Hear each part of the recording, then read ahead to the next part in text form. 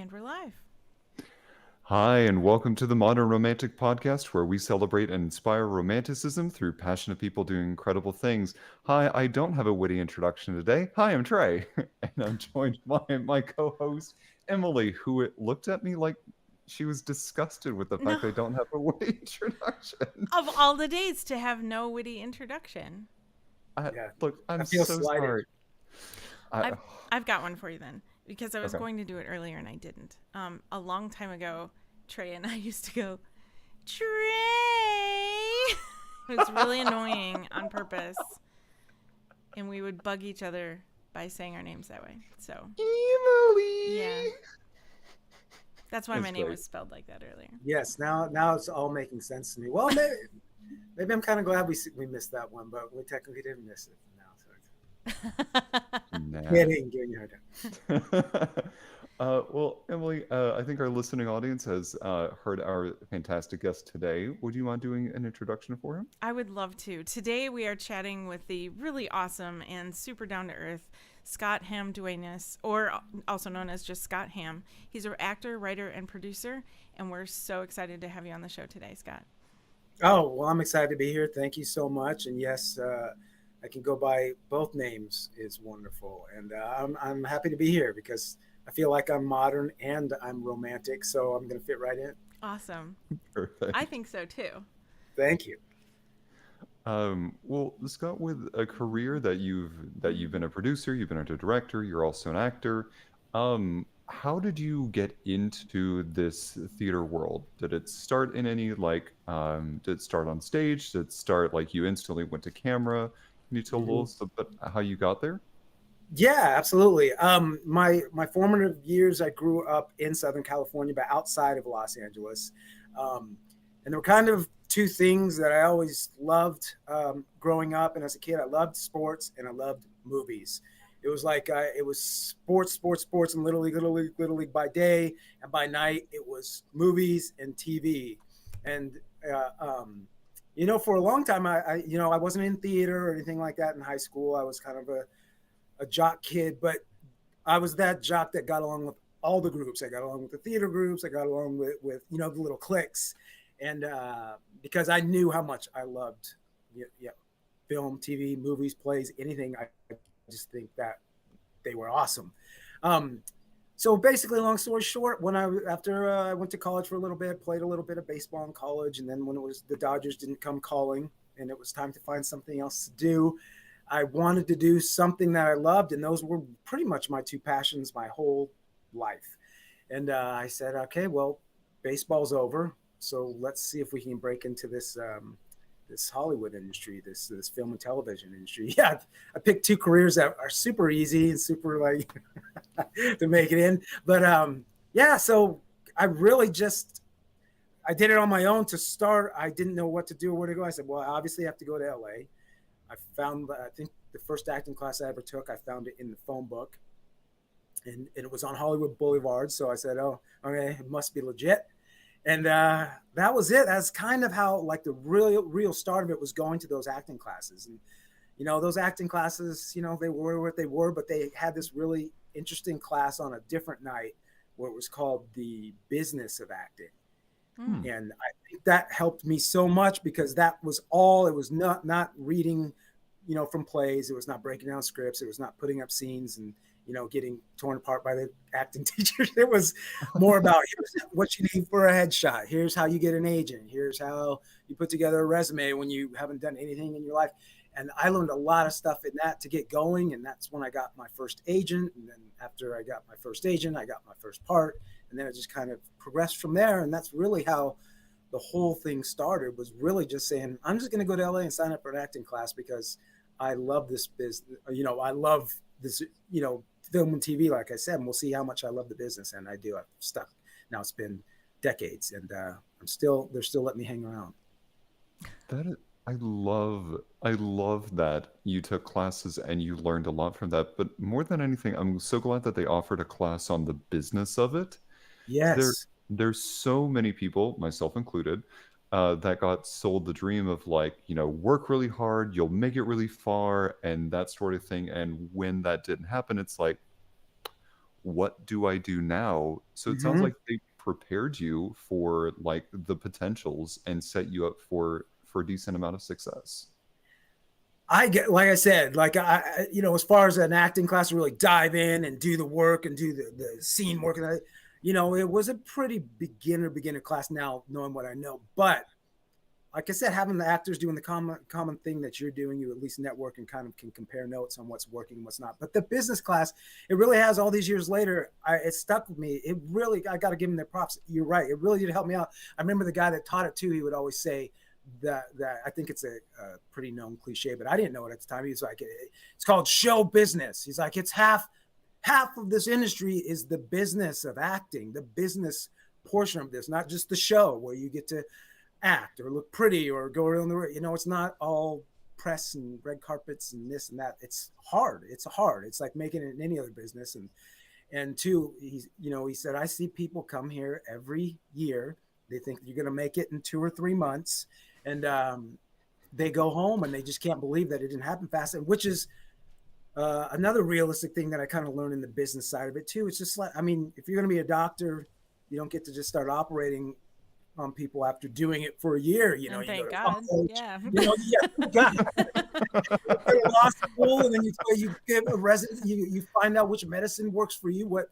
Like there's so much more to it, the business side, and I think that's where a lot of people, like you said, go in and you just think, hey man, I mean, I'm super attractive, and I'm just going to get put on a show, or I'm just everyone in my town says I'm the best actor at my high school. So just, a week or two, I'll have an agent and I'll be on, a soap or something.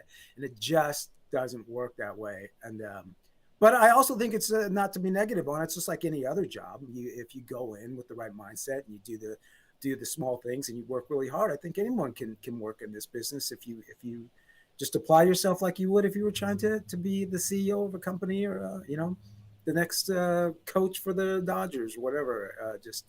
It's just applying yourself and working at your dream, and not, yeah, that's what I would say. I agree. I think that class helped me immensely because it opened my eyes, because I kind of was like that. I'm like, I don't know, I'm just going to go down there, take an acting class, and someone's going to pluck me out of there one day and just throw me on TV. And Right. it just The for acting sure fairy was will. not. Yes, for sure it's not the case.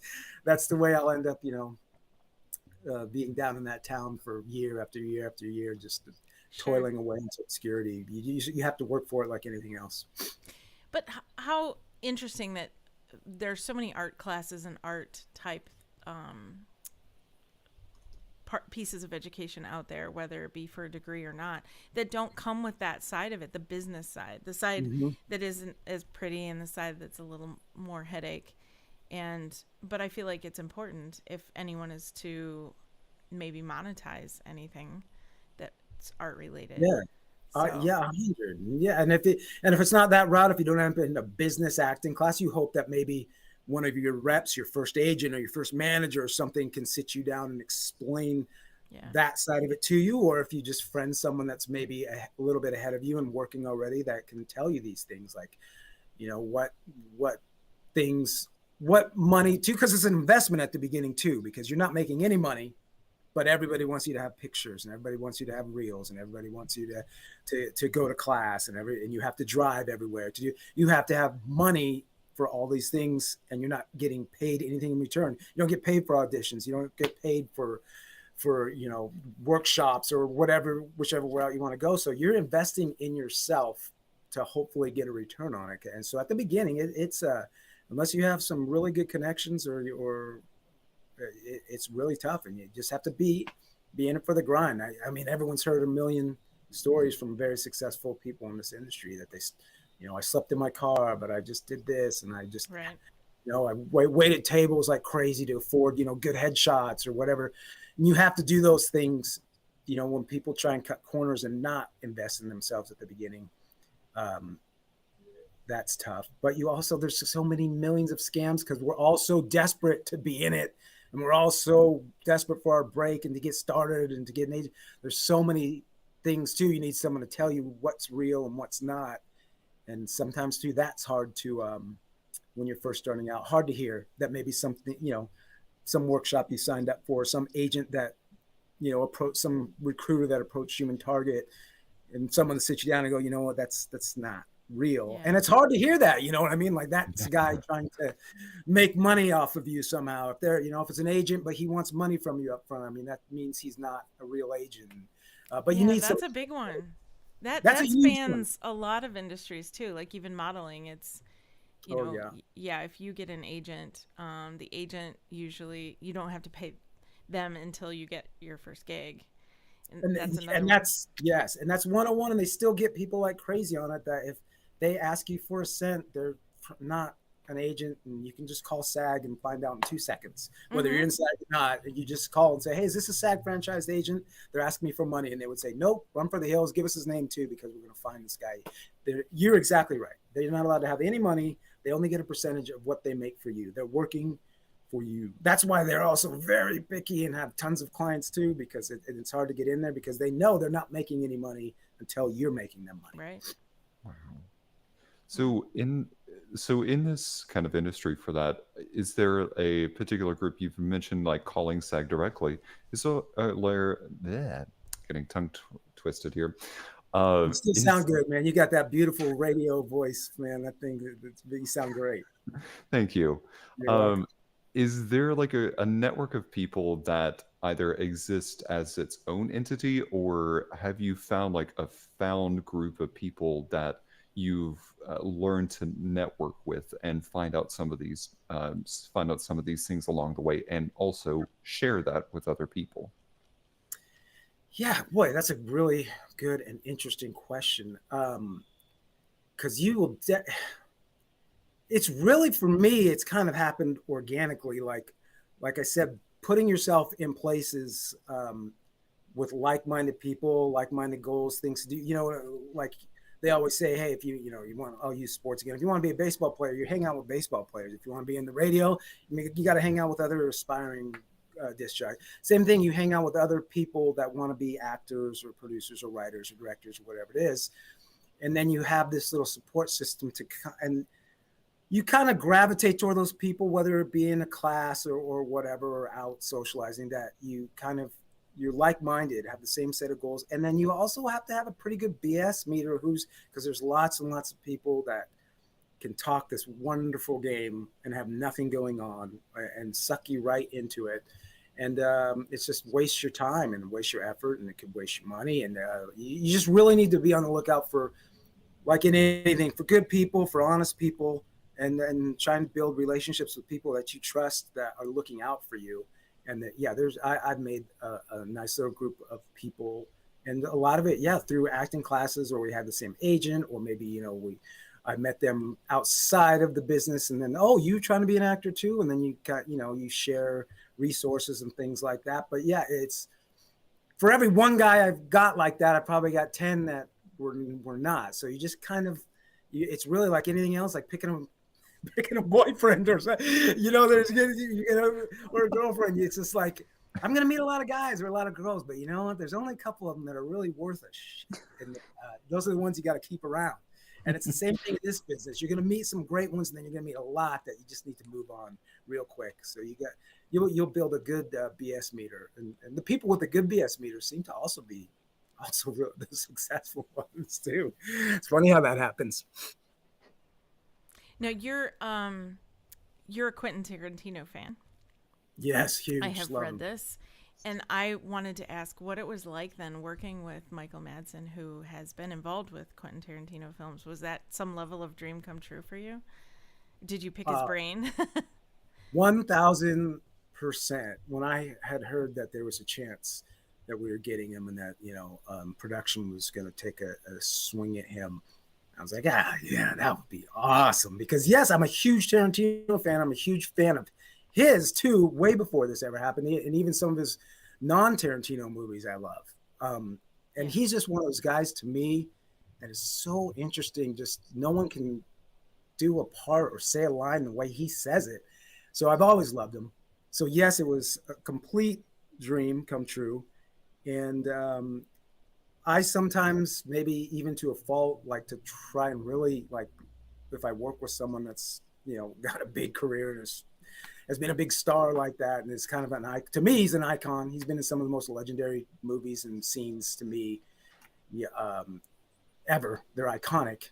Um, I just lay back and kind of let him do his thing. I try and act like a peer a little bit, even though I know I'm not on his side. Just and hopefully, and you pick up a vibe and see, is this person approachable? Are they nice? Are they all about the work? Or they want to hang out? And then especially there's just that human nature of he plays so many jerky bad guys. Like he's got to be a jerk, right? He's got to be a jerk, or he's going to come into this little movie and be like, what is this little bit?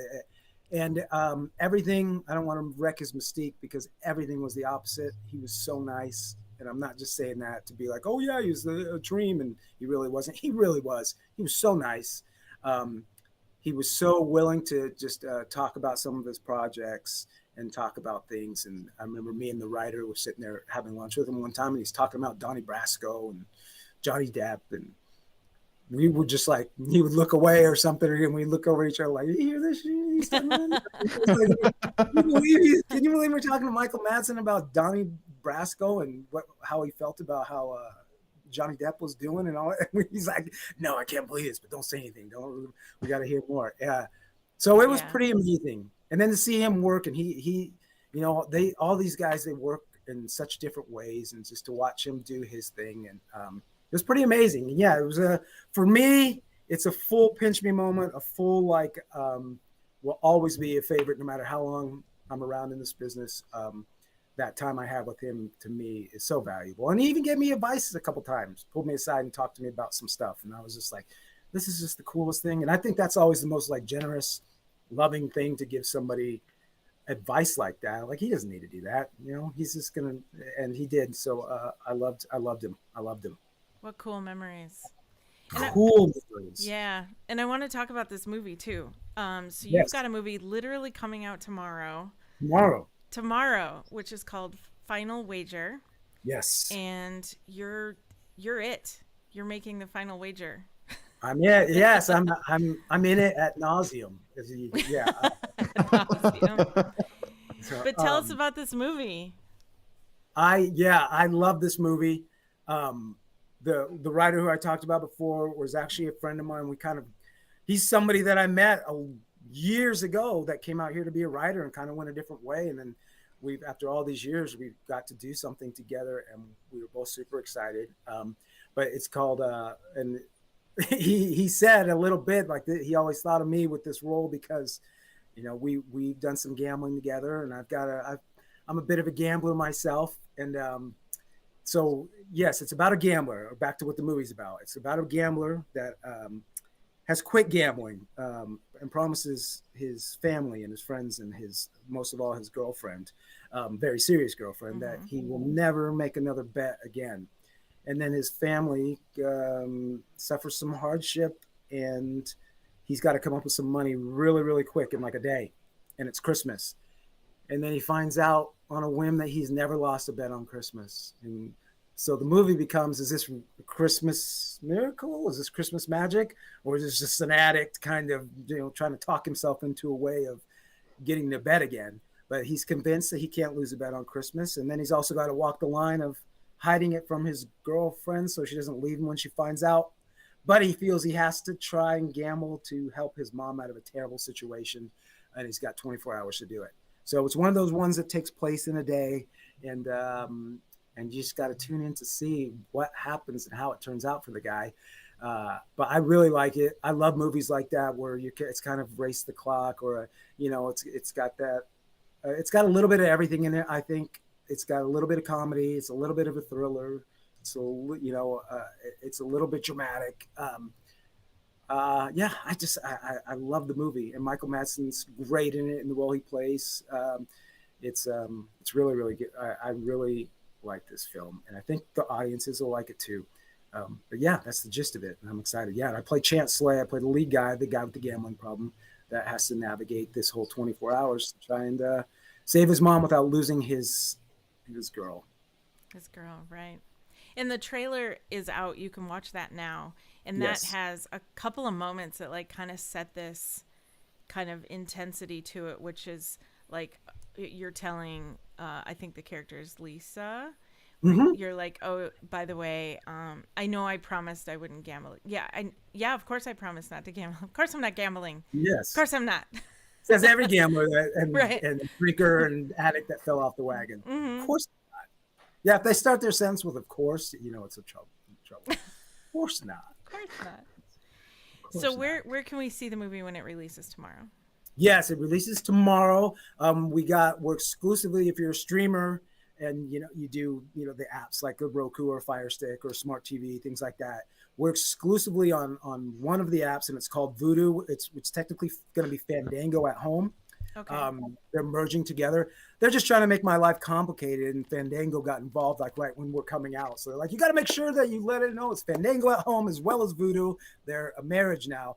But anyway, you go in and download the app for free anywhere, and it's Vudu, VUDU. It'll pop up, and we're one of their exclusive new releases for the month of May. So we're exclusively on their channel only, as far as all the streaming and stuff. And then as far as cable and satellite, we're on all of it. So you can just go into the search bar, whatever satellite provider you have or whatever cable provider you have. If you go that route, type in Final Wager, and boom, you're going to see probably my smiling face and Michael Madsen's smiling face, and give it a click and give it a watch. And then you can reach out to me on the socials and tell me how great it was, hopefully. Or you can yell at me. Either way, I could take it.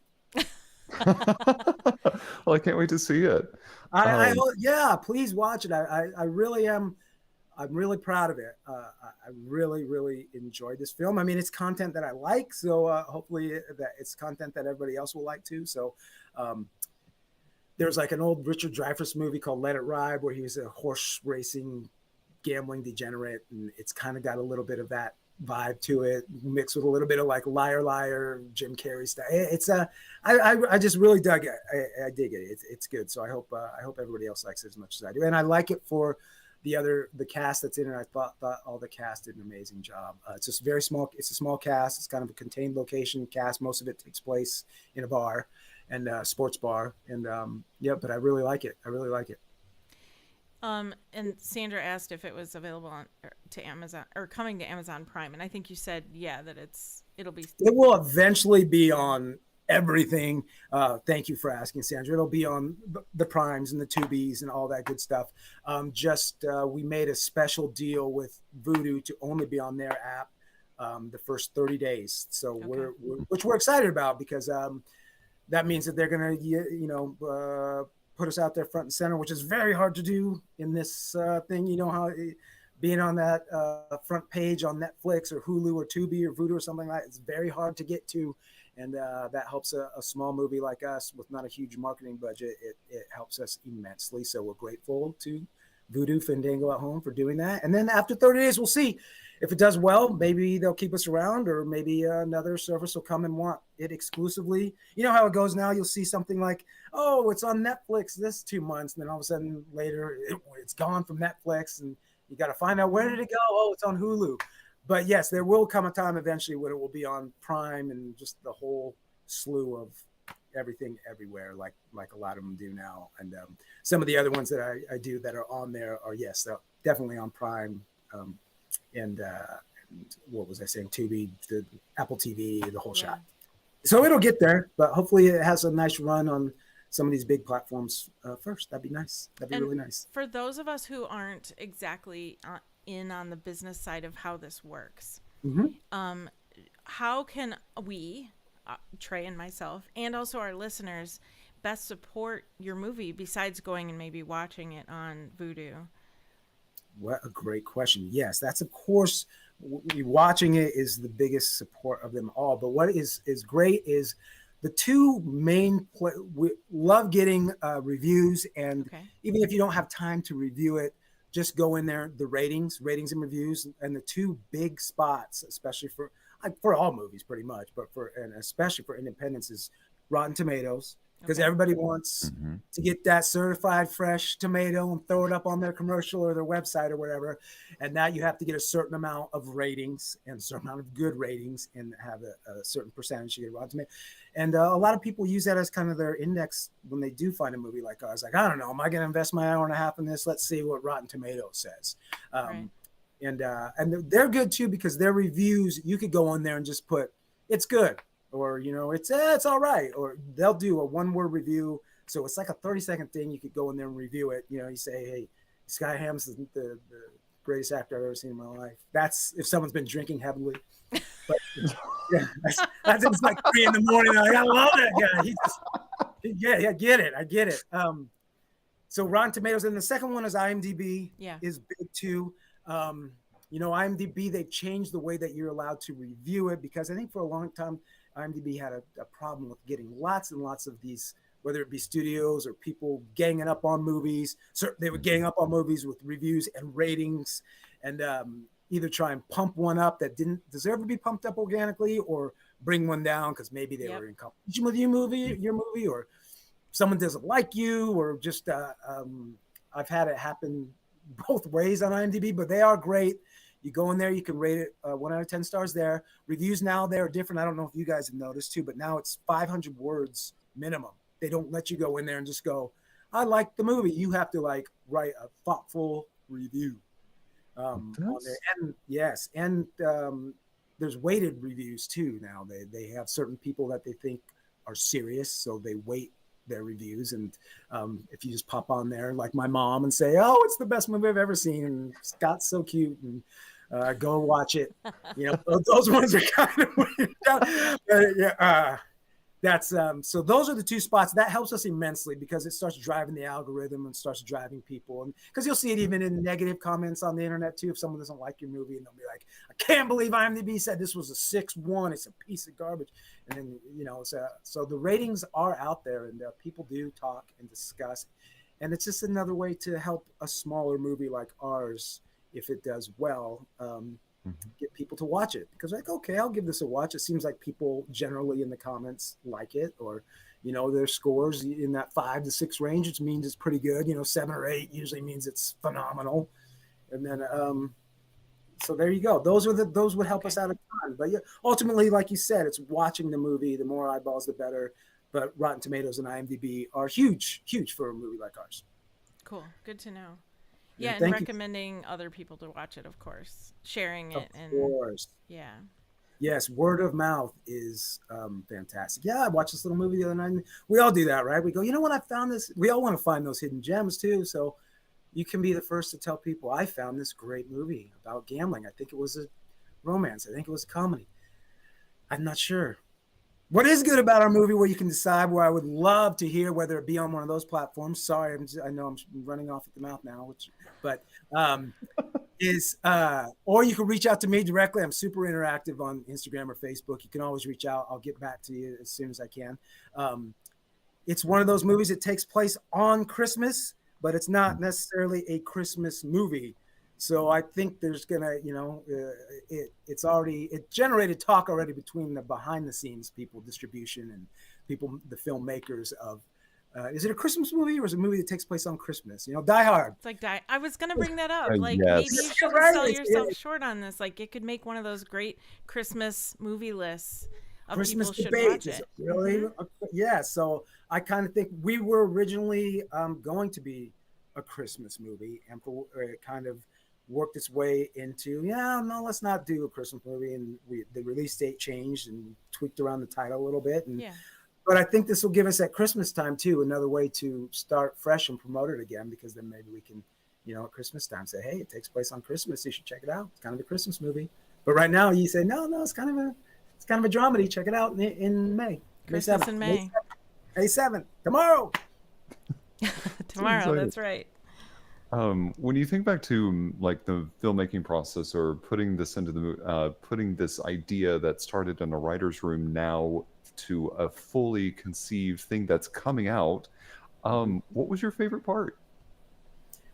Ooh, the favorite part of the filmmaking process to get it to where it is now, or my favorite part of the movie? I'm sorry. I don't want to ask you too much about the movie, so I'm gonna choose more the filmmaking process. Filmmaking process.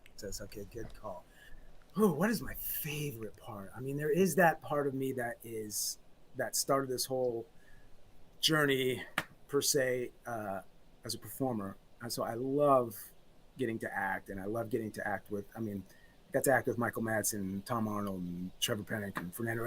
I had such a blast acting.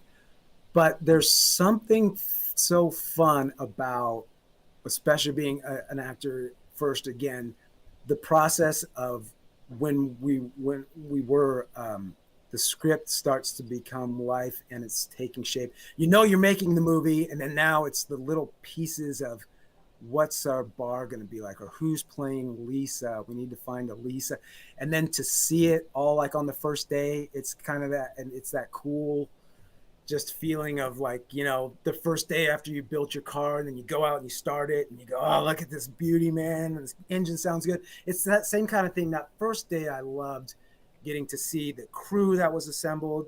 When you start to look, you know, you think back about, oh my God, remember how hard it was to find this first AD, and you know, the other guy didn't work out, and we got this guy last minute, now he's incredible, and all that stuff is so much fun for me to see the whole, like that first day when you walk in and see your whole puzzle assembled.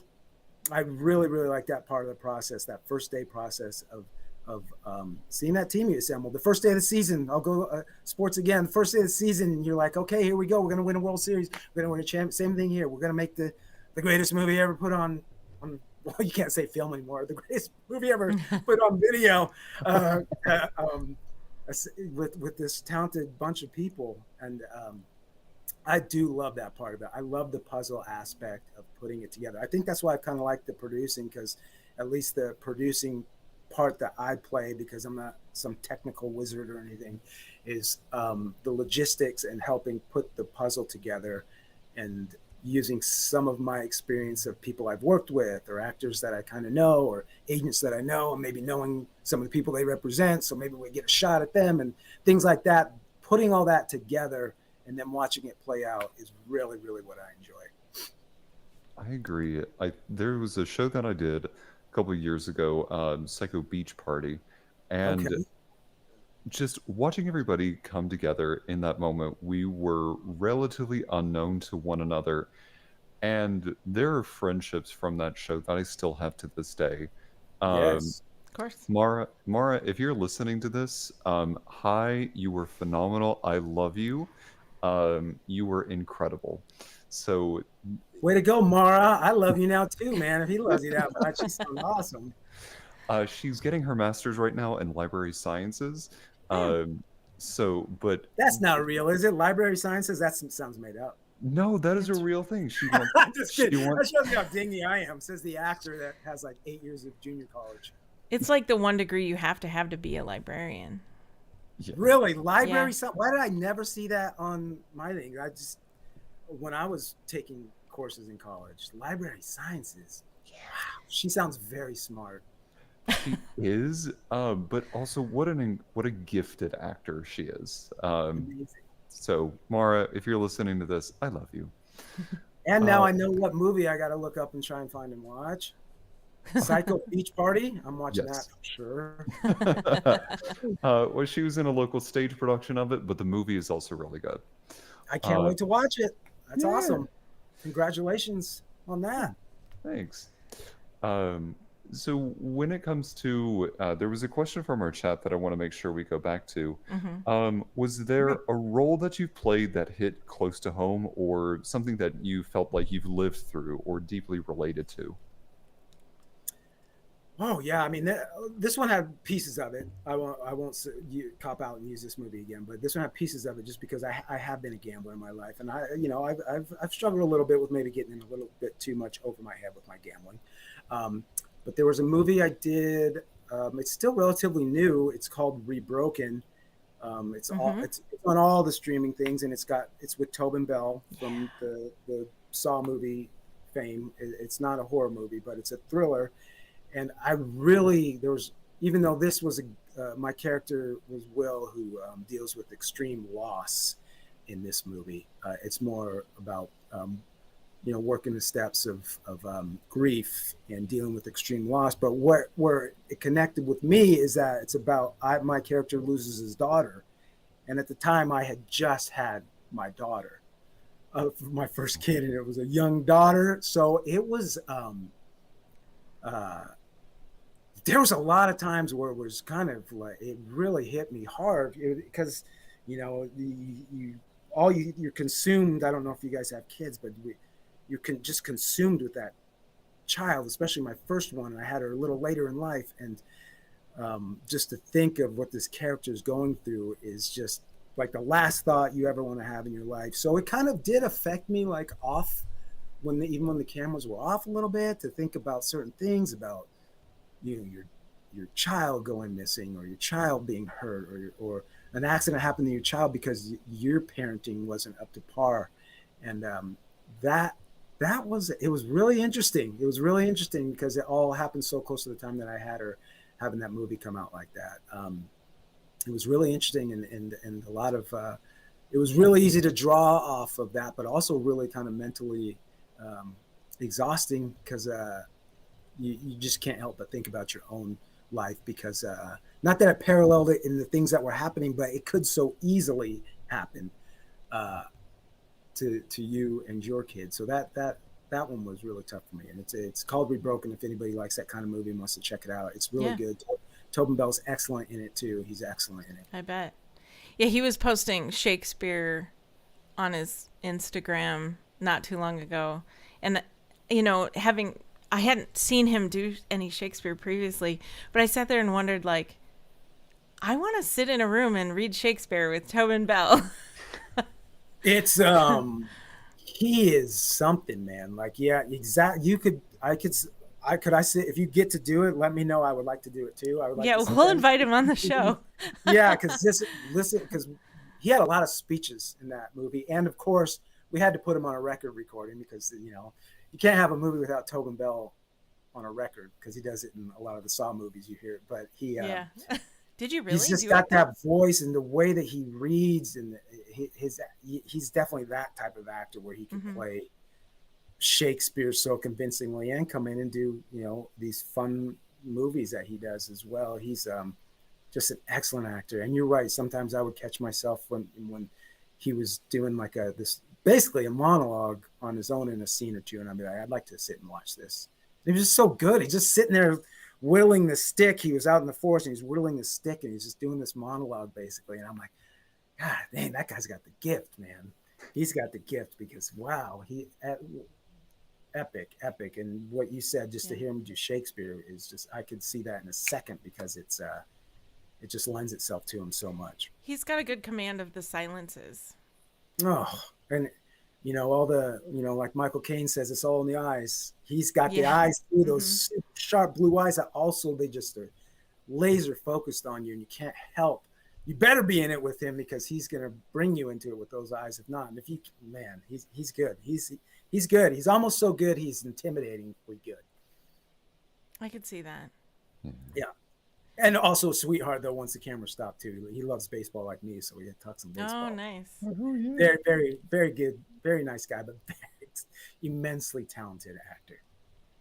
Is there a role you've done that has been like the one that you mentally come back to and is like, that was so good? Like that you did a great job, that you were happy with your performance to the point where you keep coming back to it. I don't know. I think I have so much to learn, especially as a kid that didn't grow up in the theater and stuff like that. I think those people are just, when I go see a show or something and I see those guys, they're so immensely talented, and they have to know the whole script night to night. But for me, it's hard to. I always think I could have gone back when I watch myself. I could go back and do something better. I did a TV show years ago called Promised Land. It was a while ago. It was a spinoff of Touched by an Angel. Oh yeah. And it was on CBS, and it dealt with some, for anybody who doesn't remember, it was with Gerald McCraney, and they drive around, and they live in a trailer, and they drive around from city to city, and they kind of meet different people, and always seem to be taking care of somebody or helping somebody out of a jam, and then they move on, and it's like Highway to Heaven in a trailer or something. But I played a football player at the time who was gay but not out, and he befriends the daughter, and it becomes this whole thing where he starts lying to people that he's sleeping with this daughter to get cool points with the team and the school. And and this poor girl knows he's gay because she's also the only one that he's told, and he hasn't told his dad. He was like super, jocked out, and I can't possibly have a gay son. I've got a football player son.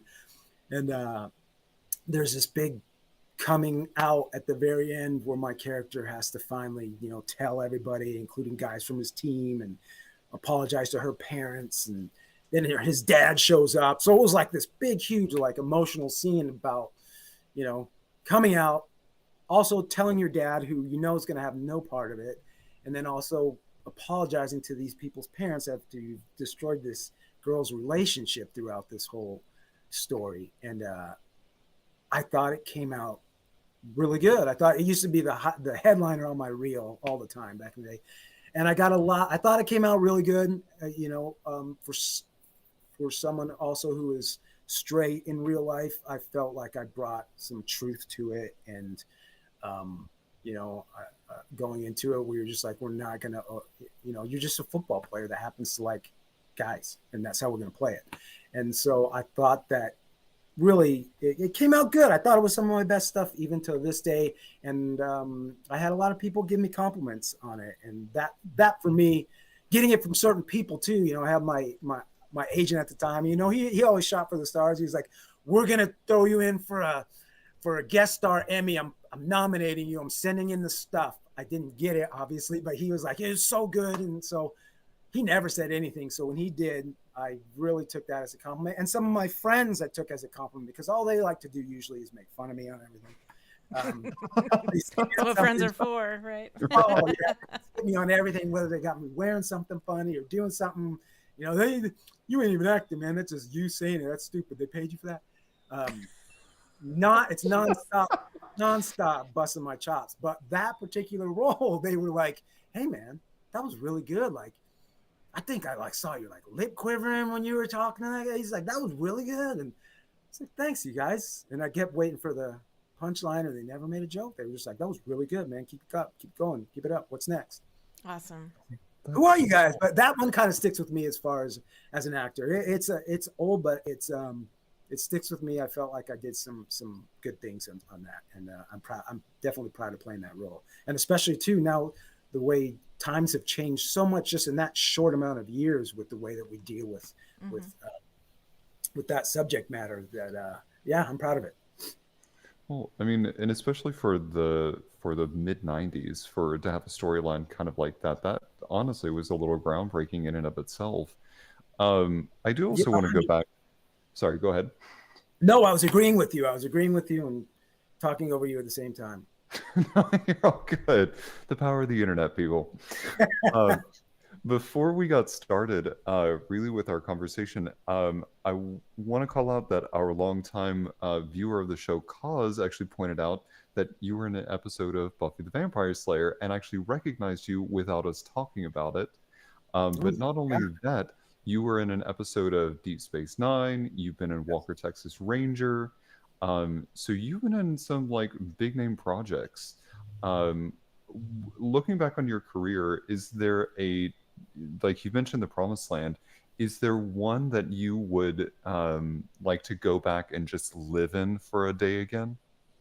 Oh man, what a great question. That is a great question. Those were just when we talked about starting out, and then two, it made me think of this, that when I first started, which is I did start at the very tail end of the 90s, I believe, is when I got started in this business. And it happened really fast for me. I got lucky. And so those times were so good and so great. And I loved, like you said, I loved living in those parts and booking stuff and then coming right back and booking something else, or having interest from somebody about another project. To live in one. I'm going to take a cheap way out of this, but a good way out of this. I did a show on MTV called Undressed. Yeah. It was like a scripted show for MTV, and I did a full season. And that was an amazing time for so many reasons, because you're getting to act and move new episodes each week, and you really felt like you were on this show instead of being on something for a week or two and then having to say bye to everybody while they still stay back and go on to the next episode. I got to be that guy for a season on this. So I loved that part of like really feeling like I am in this community, man. I am an actor on a show and I'm week to week and new pages, and I get to try and build it, now to get fancy actory, build an arc for this character. And even though my character was didn't have much depth, but it's I loved it. And what I love too is that people look back, they think of Undressed back and that was kind of a teeny bopper soap opera thing, which it was. But I look back on that show now, and there were so many talented people and people that have become stars, big stars, that were in that show. A couple on my season, and then in that show over the seasons that I had. So that time, if I could go back to, there's a couple people. I mean, I think Pedro Pascal was on my season. I'm like, I should have made friends with that guy and like hung around him more. Yes. Oh, look at, there's a lot of people who did seasons of Undressed. My roommate was Jason Ritter for half the season. And then the other roommate who took he took the place of Max Greenfield, so, Schmidt on Gossip Girl or whatever, and now he's on Neighbors. Those that was just my season with just me. I played their roommate. Of course, they went on to this big star. No, I'm kidding. But who? God, I wish I could. There's literally, like I said, I want to make a documentary one day about the alumni of this little show. Yeah. There's a lot more than, they're escaping me right now, but there's a lot more than just Pedro Pascal on there that and those two that I just said too. Bree Turner, who was on Grimm, was on a season of that as well. And she's been in a ton of stuff. Who's the beautiful redhead that was just in Good Girls, wherever? Is it? Christina Hendricks or whatever. She was in a season of Undressed. There's on and on and on and on and on. You look at it and you go, oh, I think Maya Rudolph was in a couple episodes. They just Mary Jo Slater was the casting director, which is Kristen Slater's mom. There was so much going on in that show at the time. I wish I could go back in there and be like, oh man, somebody like, this is fun. I wish I would have had more fun. And it happened so early. I think I took it for granted for what it was. But MTV doesn't even do kind of incubator. Situation. Yeah. That's the only cool points I've ever gotten from my nieces too. Is that they're like, they saw a post I did, like a throwback to it, and they're like, wait a second, you did a show with the Schmidt from Gossip Girl? I'm like, yeah, we love him. Like, what about your uncle? And I was like, yeah, we're here about you. I'm like, jeez. And then getting to act with Jason Ritter, who his dad is like one of my heroes too, John Ritter from Three's Company. Oh, sure. Growing up watching Three's Company and stuff when you're a little kid and thinking he's like the funniest human being on earth. So that was really cool. So yeah, I guess that's it. I would like to go back into that little world again and spend some time there and appreciate it more than I probably did at the time, because I thought it was going to be like that forever. I was in that mode where I was working a lot and thought, oh, it's going to be like this till I'm 100. I'm going to be working nonstop. And that is just not the way it works. It's a peaks and valleys. It's been a peaks and valleys for me, but I love it. I think that would be a fabulous documentary. I really do. I do too. And yeah, God, I wish I could. I get so much in my head right now. I wish I could. There's literally like, I'll send you guys a list or something. There's just literally like 15 people that are like named people, and a couple, like 3 that are like stars that were in that little scripted show on MTV. So Mary Jo Slater should have got some Lifetime Achievement Award because, but I think it would be fun to get them together, interview them, get their take on what they, what they thought of the show and how it went and about the parts that they played. And that's another show that was groundbreaking as far as in the lack of a better word, the gay community in the gay world, because they had relationships between men and women, young. And at the time they were like, there was nobody doing that. And they had like actual like kissing and relationships. They didn't they didn't skirt it at all, man. They went for it. And so they were ahead of their time in that aspect too. Yeah, it would make a great documentary. Let's produce it, guys. Let's do it. Let's do it. We just had another question pop in the chat here. You were also in a couple of soap operas. I'm gonna tweak the question just a little bit. Mhm. When you go from when you go from like say a movie to a TV show, how does your acting style change? And even between different TV shows of different genres, how does your acting change between those? Oh, that's a good question. I think, you always try. I mean, I think that, man, that's a difficult question because you're like trying to stay consistent with your acting and be like, I'm trying to be real is the main thing. You try and be believable and real and truthful no matter what show you're on. But they're also different. I think when it comes to TV, it's always good before you audition if you don't know the show or before you go to set and just work on the show is to watch a couple episodes Mm-hmm. because they're so different in the pacing or in the way they talk. I mean, just the pacing, if you're going to go do Seinfeld or you're going to do West Wing, I mean, just they're both tremendous TV shows, but just the way they talk. And you would get that sometimes from casting. They'd say, please watch an episode because the pacing in, Scandal is Yeah. different than Mhm. what it is, and it is. So you have to be able to acclimate to their style while still also bringing your own version of you and the way that you perform to that role, if that makes any sense. Yeah. And then like the technical parts of it is they're all different technically. As you know, you've done stuff and produced stuff. Is that a film you might do a page a day, 2 pages a day, so you know what I mean, to so it moves at a different pace. And TV you're going to do more pages because you're shooting an hour long TV show and you get to do 7-8 days to do it. A film, you might have a month or two to do all those, and so you're shooting 1 page a day. And then soap is like on like steroids in that aspect. Those people don't get enough credit for what they do. When people knock soap opera stars for a while, they're not as good of actors. It's so different because they're churning it out. They have to get an hour long show 5 days a week. Mm-hmm. The Mhm. other ones, they're one show a week and it's an hour long, and they shoot them way ahead of time. They don't have to.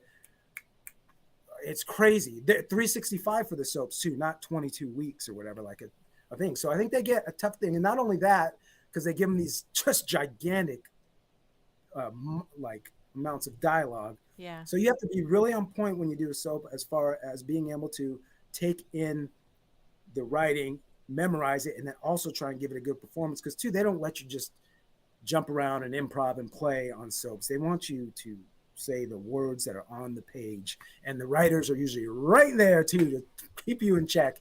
And they also have changes like crazy. Like you spend all night memorizing the 9 pages you have to do the next day, and then you come in, and under your door there's like pink pages or blue pages, and they're like, oh shoot, everything's different on this page, and everything's different on this page.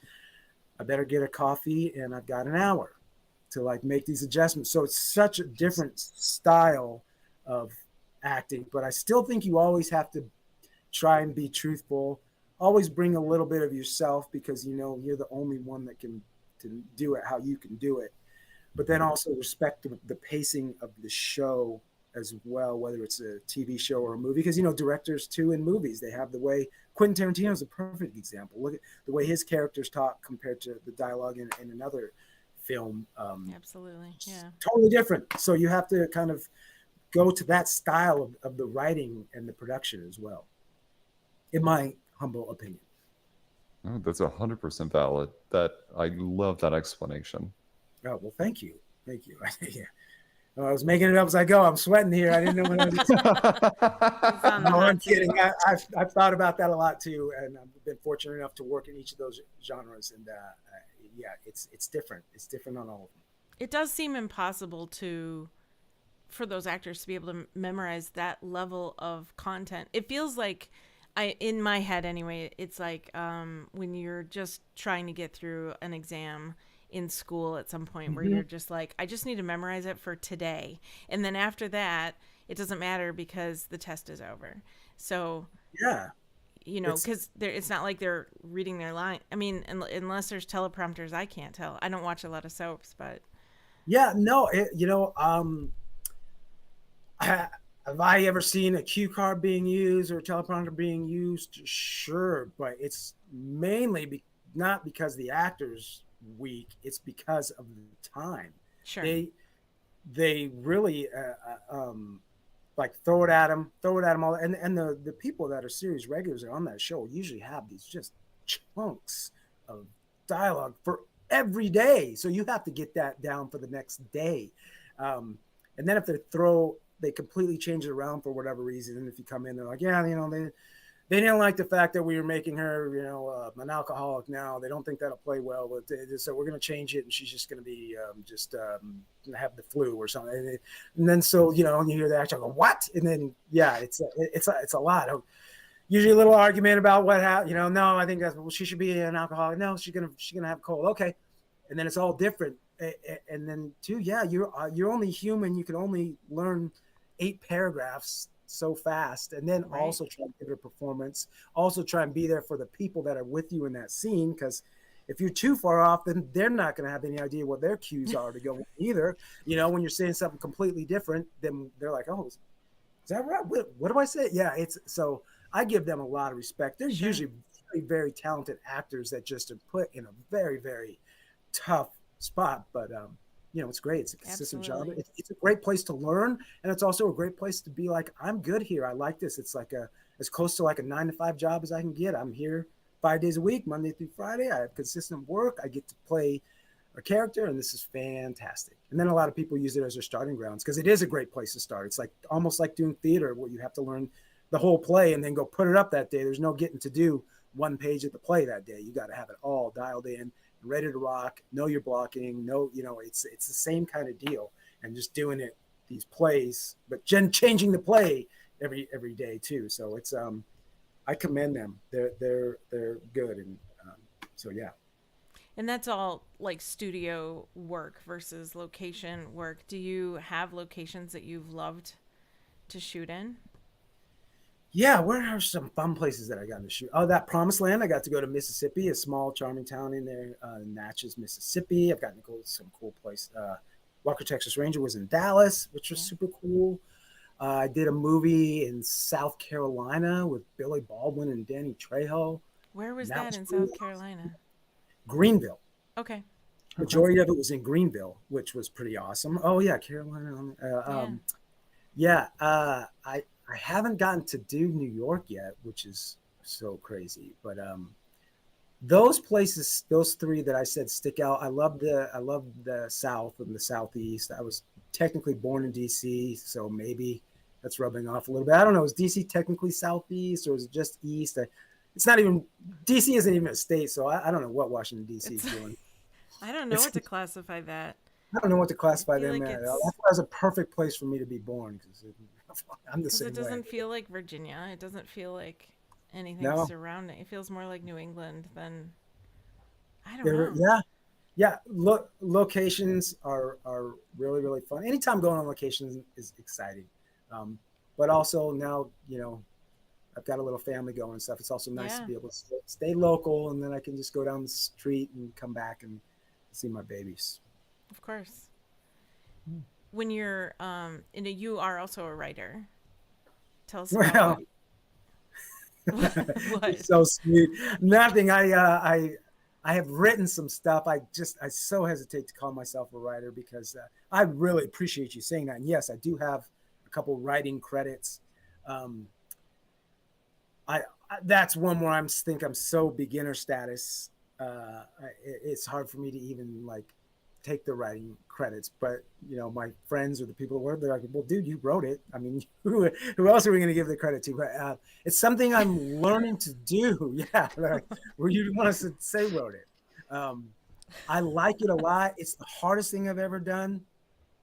Writers are amazing. They're so smart, the good ones, and so clever. And then you also have to be so disciplined to stay in the structure of writing a screenplay. I've only done films, independent films, and following the 3 act structure and following these. There's all these screenwriting like cliches and rules, and it's just tough. You think it's so easy just to be like, oh, I just write these 2 people talking, and it's a lot more than that. It's very hard. I'm a beginner. I'm learning. I have a ton of books where I've started to write other things, and then I'll come back to that. But I wrote The Stay, a movie that's on all the streaming services right now, which was a really kind of to see if I could do it, really, to Cool. be All honest. right.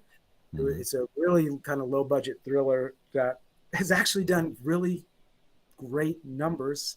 I think there's just such an audience for people out there that just want that date night movie. It's two couples. They go to Airbnb, creepy caretaker. Something not good's gonna happen on this weekend. And then when I wrote it, I said I originally wrote it. It was a piece about pregnancy. Again, going back to this was when I was going through with my kids and about IVF and then to turn that into a thriller. And then it got a little too this is a little too heavy for a fun date night, low budget thriller. And so I really lightened it up and added the Airbnb aspect to it. But it was really interesting to write, but nothing more. We were talking about things that are gratifying about the process. There's almost nothing that has been as gratifying as after writing it and then casting the actors and then sitting behind the camera and with the script and watching them act it out and say your words. It was amazing. Yeah. Yeah. And they always make them sound so much better. Than, man, that's not the way I had it in my head, but that's so much better. She's great. She's great. She's like Mara from the Psycho Beach Party. She's just, I love her. Yeah. I hope she is listening. That would be so great. So yeah, that's for writing for me. Yes, I've been credited with 2. One of them was The Stay. I did write that, and then my friend and often producing partner Kip Tribble came in, who's written a ton of stuff and helped me clean it up and add some points. So he's credited as a co-writer on it as well. And then me and him together did Rebroken, the one with Tobin Bell as well. I say that one, I told him too, I said that one I just want only you can give me the story by, because I really wrote it. It was like an episode of Twilight Zone. It was like 35 pages of this story, and he loved it and I loved it. And he helped turn it into the 90 minutes and really did a lot of the heavy lifting. So I like to credit him with the writing on that, but I take a little teeny bit of credit, and it was my original story. So that's my delve into the writing world, but I'd like to keep trying. Awesome. It's because it's fun. It's very gratifying when you're done, but man, it is hard. It is hard. I believe it. Yeah. Yes, it's my mom too would say like, well, while you're watching the kids, when you're at home with the kids, why don't you write another movie? You have all that time. Like, just I yeah. can't even watch a TV show when I'm watching these kids. I can't listen to 5 minutes of dialogue, let alone try and work out a scene and the story in this. But my mom doesn't know. She just thinks I love her that's what I love about her too. She just thinks making movies is just set the camera down right there and we all stand in front of it and talk. And then tomorrow it's on the TV. There it is. Look at it. Why does it take so long? Why does it take a year? A year is fast. If only. Like, can we someone just clip that one section? Let me just send it to my family when they're like, so when's your next project? It'll come out when it comes out. Deal with it. Yes. Right? You're like, well, we gotta go and then you catch yourself and you're like, oh, I kind of sound like a jerk right now, probably. It's my parent. Because I'll be like, well, mom, it's still gotta go through post, and we still gotta do the coloring, and we obviously have to do the sound mix. You think that happens overnight? And she's just looking at me like, you're a monster, bro. I don't know what you're talking about. She's just looking at me like, big time Hollywood guy. Get out of my head. I'm like, what you're talking about? Oh, she's right. I sound like a jerk. She doesn't know. She doesn't know. She just thinks, and she thinks also that I'm like best friends with everybody that I've worked with too. She's like, do you ever talk to Michael Madsen? Maybe he would want to go with you. Yeah, maybe you guys go. He likes the fighting like you, right? Maybe you guys will go to the fights tonight or something. Maybe. Like BFFs now. Yeah, exactly. No, he probably would. But most of the time, unfortunately, it's all work relationships. But yeah, God bless my mom. She's the best. I'm glad that she's supportive, and I mean, it sounds like it's a good, healthy relationship, and she is supportive of it. Um, Oh, and- understatement of the year. My mom has been supporter number one since the beginning. Never once through all this has ever said, "When are you gonna get? I think it's time, honey, to move on." Or when are you gonna get this job? Or oh, you're not making much money now. You think about doing, selling real estate or never. She's always been like 1,000% supportive. She Awesome. always says, "Son," she always calls me in a lottery ticket. It's going to scratch you one day, and you're just going to pay off in millions because it's just a matter of time, matter of time, matter of time. Yeah, she's the first one to support everything. So I owe her the world, and that's a lot of the reason that when we talked about Scott Hamm Duenas is that's my mom's maiden name. Yeah. I wanted to add that because we're life's not going to go on forever for all of us, and I just thought I'm like, you know what, my dad's been out of here for a long time, and anytime my name is lucky enough to pop up on the screen or pop up in an article or pop up on a podcast like this, it just says Scott Hamm, and that's my dad, which is whatever. But my mom needs to be represented too, so I thought adding her name would be great. She loves it, and I think it's the best choice. The only thing that I'm mad about is I didn't do it sooner. And it also answers a lot of questions people used to always ask. You're not allowed to ask anymore, but they always used to ask, "What exactly is your ethnicity? What is your? Are you? Everyone tries to ask without asking. Are you Italian or Hispanic, or you're just all white or what?" So it's all. But now I got a little spicier second last name, so people know there's mixed with something back there. And what a beautiful way to honor your mother and her Yeah. Oh, thank support you. for you. That is so fabulous. Thank you. I wish I would have done it sooner. I'm so happy that I did do it because also her parents were the grandparents that I knew and were very, very close to those grandparents, especially when my dad left. Those two like stepped in and played the dad role, and so they deserve it. I only wish they were still here to see it. She deserves it 1,000, like a million percent. My deserves it as if I'm doing something super fantastic. I'm not, but she, whatever joy she gets out of it and whatever happiness it is and whatever way I can show her that I just love her for everything, and not one good thing would happen to me if it wasn't for her and her endless support. I can't tell you how many headshots she paid for and how many resumes she paid for and acting classes and rent she loaned me money for to just stay alive in this business. So she's the best, man. She's I'm a mama's boy, that's for sure. Somebody clip that. Somebody clip that. We have it on record now. Yes. Hey, I'll wear the T-shirt, man. I'm no shame with that. I love that though, and I want to make sure that we are also honoring your mother. So we're gonna make sure when we post this episode to have your second last name on there. Thank you. That's very Yeah, sweet. and give her our best as well. I will. I will. She'll love to hear that.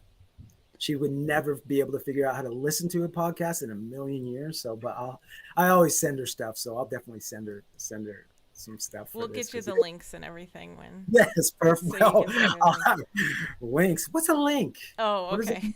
Oh no, I'll make sure she does. I We'll sit down with her and do it. She's gonna kill me. I'm gonna stop it right before here because we'll send she's her. We'll very send you the smart. VHS tape. Yeah. Now you're cooking. Now you're cooking. But you know how many times this like past couple months she said I've gotten a call that says, "What's a voodoo? I don't get it. I don't have that." I'm like, "Mom, you have a smart TV. I promise you have it." I don't. I don't have voodoo. They're like, "No, it's just an app. An app like you have Netflix." I don't get it. I'm like, "Okay, I'll come over and do it." Oh, I love you. oh, Ah, that's so sweet. I promise you, my mom does the same thing, and she'll swear up and down. Anyway, this is not going to become a mother bashing session. Yeah, I no, love my no, mother. it's with much love. Yes, yes, I love my mother. I really do. Scott, Scott, we have two last questions for you, and we yes. want to make sure that we ask these on every single podcast. The first one is for those who are getting into the business, be it a new producer, writer, director, actor, really anyone who's in the filmmaking process. What advice would you give to somebody who is just starting out? Okay, good question. We're just starting out right now. I would say Good question, but an easy question for me that I've learned since I started doing this is that no matter what you want to do, produce, direct, act, any of it, learn um, the as much of the technical side as you possibly can, no matter what you're going to do. That's what I wish I could go back. People that know how, whether they're actors, directors, whatever, that know how that or have a grasp for editing or photography, some kind of camera work or something. Just take some classes to just give you a familiarity with it. One, it's going to save you a ton of money if you're going to be an actor because you can make your own reels. And now in today's age, you can make your own content. You could probably figure out a way to do your own headshots, which is always that's a little dicey, but all those things can be learned now. And we have all these cameras and everything are so advanced. You could shoot and make your own content without having to get film and those types of old school cameras that were so expensive. So learn, no matter which part you're going to go, learn something. Learn the tech side first. If I could go back in time and go back to college and learn up my computer skills a ton and learn some type of editing software, go in there and just pick one and just DaVinci and just learn it like crazy. Learn, stuff, just the basics on a camera, basics of lighting. It will help you immensely because not only will it make you smarter, it will make you more valuable to a production. If you're doing a smaller production, you can get hired on films to do more than just like when people start out, I guess I'll go be an extra, see what it's like to be on set. You could go on there and be a PA or go on there and be a DIT now, or be someone that dumps the digital stuff. It makes you valuable. I see a lot of guys too that get hired on these smaller movies that are like, yeah, he's playing the part of, Cowboy John, but he's also our editor. And we needed an editor real bad. And this guy kicks ass at editing, but he really wants to be an actor. But we're going to pay him to edit. And on top of that, he wanted us to let him read for a part or to have a small part to build his acting reel. Boom, they got it. So they just got a 2-for-1 there. That's what I would say when you're first starting out is to learn a little bit of the technical side. And then after that, again, if you're going to be an actor, find a really good class and a really good support system and even if it's not a class, even if it's just you guys getting together, watching movies and then talking about, how are we going to get an agent? If you have other like-minded people with the same set of goals and the same love that you do, you guys can just maybe make a way together. You always hear these people, whether it's like Adam Sandler and stuff like that they grew up with this, or comedians seem to do this a lot too. They come up together through the club circuit, and then now some of them are big stars and stuff. Same thing in film, come up together and make little short films together. And all of a sudden, 10 years later, you're going to be making, your own films or your own TV shows. And you need people like that in your life that you can lean on, that it's great that are doing the same thing. It's great to have a best friend that's in the restaurant business, but he really he's concerned about running his restaurant and feeding his family that way. You need sometimes to lean on people with like, oh, how do I navigate this contractor, this agent, or I'm so depressed I didn't get this part. Like I need someone to talk to that understands what you're going through. So I think it's really good to have a support system, really good to make yourself as valuable as possible. So that if that means learning some behind the camera skills, even if you want to be in front of the camera, that really, really makes you valuable. And I think the business is going that way for sure, because everyone is creating on their own and getting a lot of opportunities because they can create their own content. I think that's really solid advice. And I really love that you're calling out the support system. And I don't think I say this enough on the podcast, but there are many times that Emily and I will just talk before the podcast. And sometimes that is the best way to just decompress from the stuff that's happened in the last week. Mm-hmm. So to Sandra, to Josh, and to Emily, I say a resounding thank you for being part of my support system. And thank you. Yes, gotta have it. You guys, that's fantastic. My last question that I have for you, for our listening audience, for those who want to stay up to date with you and make sure that they can find out about the success of your movie coming out tomorrow, what are the best places on social media to stay in contact with you? Great, and this is really easy because I'm really easy to get a hold of. I'm really easy to follow. I'm not. an influencer or a guy with 1 million followers. I'm a pretty normal dude, especially when it comes to social media. But you have to have it in some capacity. But it's for me, I've scaled it down. I used to try and do anything and everything, and I finally said no. I'm scaled it down. I'm just on Instagram. I believe it's Scott Hamm 8 or Scott Hamm Duenas 8. Either way, you punch it in, you'll find me. You'll be able to match this mug here. And on Facebook, Scott Hamm Duenas. Either way, I'm there. I'm very available if anybody ever wants to talk, or if they need advice, or they need a support system. I'm happy to answer any questions.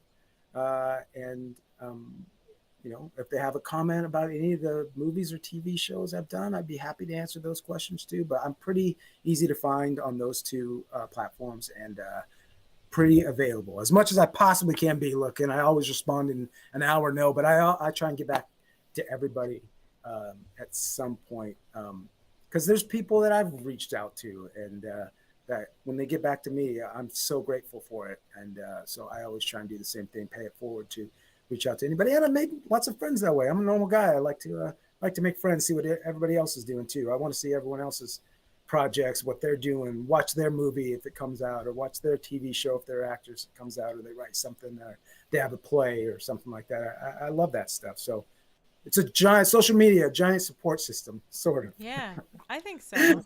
And speaking know? of that, I want to make sure that we don't miss saying that everybody needs to go watch on Vudu tomorrow your Please. movie Final Wager, Yes. and watch for our upcoming documentary that we're going to produce. That sounds perfect. You watch a little Final Wager tomorrow, and then we go all in on the documentary after That's that. right. I love it. I'll just build a community. It'll be great. That's great. Well, am I allowed to ask you what your documentary is about? No, the one that we our almost documentary. decided- Our documentary. Oh, hey. I knew I couldn't get through the whole thing without saying something stupid, and I did it right at the end, man. God, right at the end, that went over my head. I made it through the whole thing. I was going to say we can edit that out, but that was so Yes. genuine and awesome that our documentary for sure. Our documentary on Undressed. I'm telling you, now it's back in my head again. Great. I'm gonna be stuck. I want to do it so bad. I want to sit down and get Christian Slater's mom, who brought it all together, and I think a couple of the producers that one are like big time. That's the thing, though. We got to get the big people. I mean, how great would it be to get? I heard Pedro Pascal's like the nicest guy in Hollywood too, so we could get him. I think so. I think so. Just to sit down for 5 minutes and tell us about his Undressed experience. And I'm telling you, there's like, we have plenty of people to dive into, and then we just have to find some of the directors and find some of the producers. I already know who our casting person is. I have a relationship with her, so we're set, man. I think we can do it. Yeah, all I right, think let's go. some of the Who's crew would be. us? Yeah, I think some of the crew would be fun to talk to too about some of the behind the scenes things. And that's why you're going to be our go-to producer, because you think out like that. Look how fast you're like, and cast Scott. I mean, and crew Scott. Don't forget about the crew. See, you already saved me. I had already forgot about the crew. Well, we're doing it. Meanwhile, go watch Final Wager. That's step one. Step one, Step one is Final Wager. Step 2 is documentary. Yeah. There we go. Scott, I really got to say, this last hour, I'm going to echo something someone in our chat said. This last hour has shown how much of a happy person you are in life. You have talked about things with such a passion and fervor. I think that comes through in everything that you've talked about with us. So thank you so much for being on the podcast with us today. Well, thank you for saying that, and thank you for who said that in the comments. That's what they're called, right? It's a compliment in the comments. That 3 times fast. Thank you. I hopefully, I like to think I'm pretty happy, and if that shows through, that makes me even happier. And so, thank you, and thanks for saying that. Thanks for having me on the podcast. Can't believe it's been an hour. It flew by. You guys are great, friendly, and it was just like talking with friends. So I really appreciate you, and I appreciate everybody that listened and everybody that left a comment. That's really, really cool. Thank you so much, and check out the movie tomorrow, Final Wager, May 7th. Had to slide that in one more time. Well, as we close this episode out today, please go watch Final Wager tomorrow on Vudu. This episode, along with probably every other episode for Now and Forever, will be dedicated to Joe Capone, our moderator, fellow comedian, passionate encourager, and greatly missed friend. You can find us pretty much wherever you tune into podcasts or updates, announcements, and more. Follow us on social media under Modern Romantic. Thanks, everybody, and go watch Final Wager. Have a great Do it. day. Thank you. Bye bye.